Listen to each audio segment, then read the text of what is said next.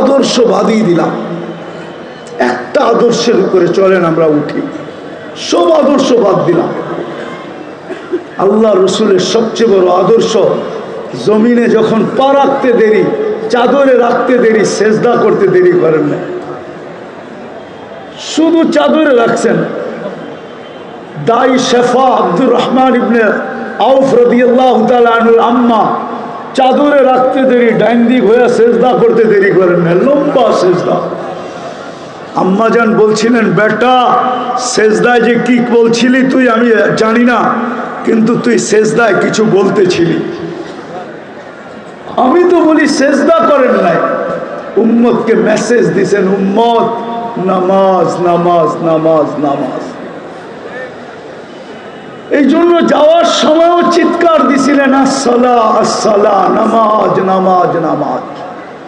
আর সবচেয়ে বেশি ব্যথিত ছিলেন যখন মুসা আলাইহিস সালাম বলতেছিলেন, 50কে তো 5 বানায় নিয়ে আসছেন বটে, কিন্তু উম্মত পড়বে না, আরো কমায় নিয়ে আসেন, আরো কমায় নিয়ে আসেন।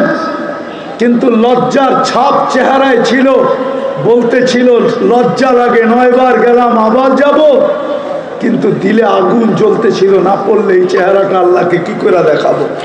আমার মনে হয় তখনই আল্লাহ কানে কানে বলে দিছিলেন, বন্ধু যান, নিয়া যান, পড়বে 5 ওয়াক্ত, সওয়াব দিব 50 ওয়াক্তের।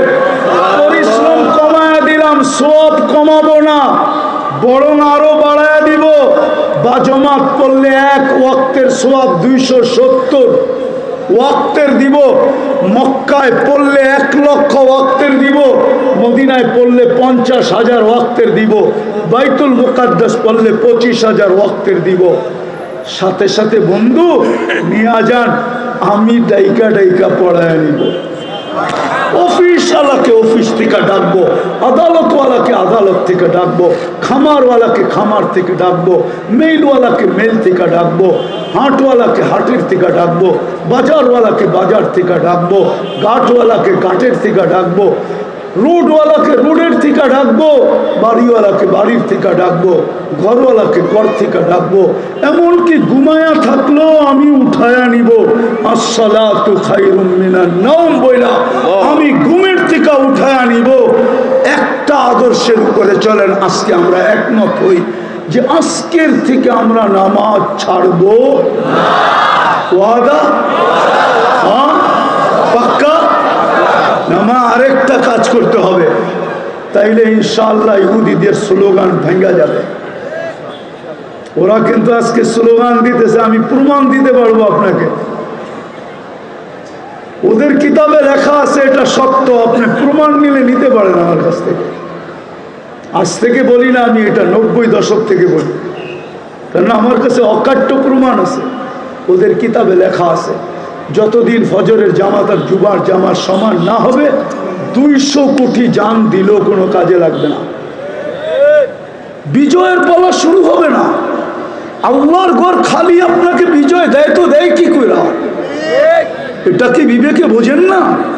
5 বেলা আল্লাহ ডাকে, আর 90% মসজিদে আসে না, জায়নামাজে দাঁড়ায় না, যেই জায়গায় আছে ওই জায়গায় দাঁড়ায় আল্লাহু আকবার বলে না। ওকে সাহায্য করে তো করে কি করে?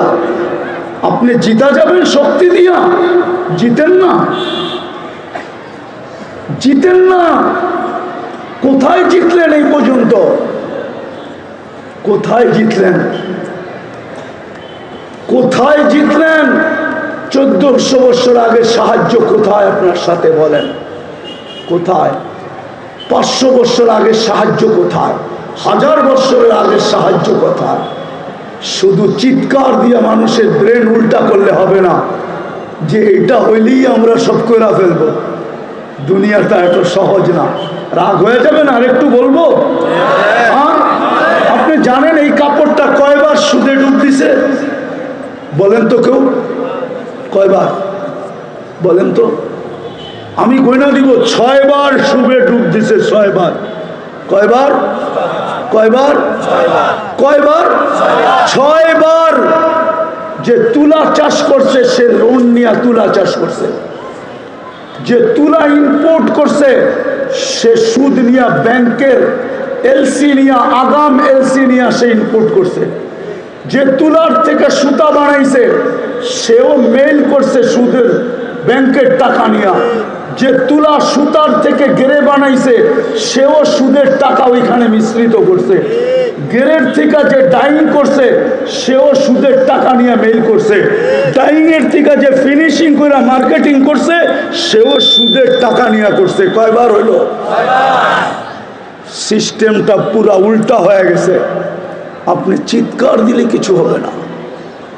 ফিরে আসেন, কোরআন এটাই বলে লিউযিকাহুম বাদাল্লাযী আমিলু লাআল্লাহুম ইয়ারজিউন। তোমরা পিছে ফিরো, পিছে পিছে দেখো, পিছে নবীর আদর্শের দিকে ফিরো। পায়ে হাত দিয়া বলি আসেন আমরা নামাজি হই, আর মানুষকে নামাজি বানায় আগে মসজিদ বলি। যেদিন ফজর আর জুমা এক হবে, সমান হবে, আপনার অপেক্ষা করতে হবে না, আপনার লড়তে হবে না।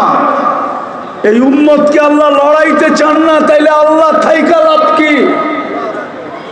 আমাদের পরে তো কোনো উম্মত নাই, আল্লাহর ডিফেন্স কোন কাজে লাগবে? আমাদের পরে যদি উম্মত থাকতো ভাবতাম ডিফেন্স ওদের লিগা ব্যবহার করবে। আমাদের পরে তো কোনো নবীর পরে নবী নাই, তাইলে আল্লাহর ডিফেন্স কোন কাজে আসবে?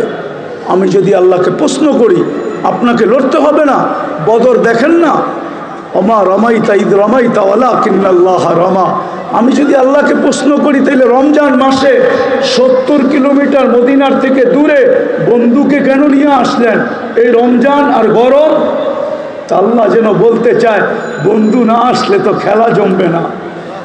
বন্ধুকে তো খেলতে আনি না, খেলা জমাইতে আসছি। আর দর্শক না হইলে খেলতে ভালো লাগবে না।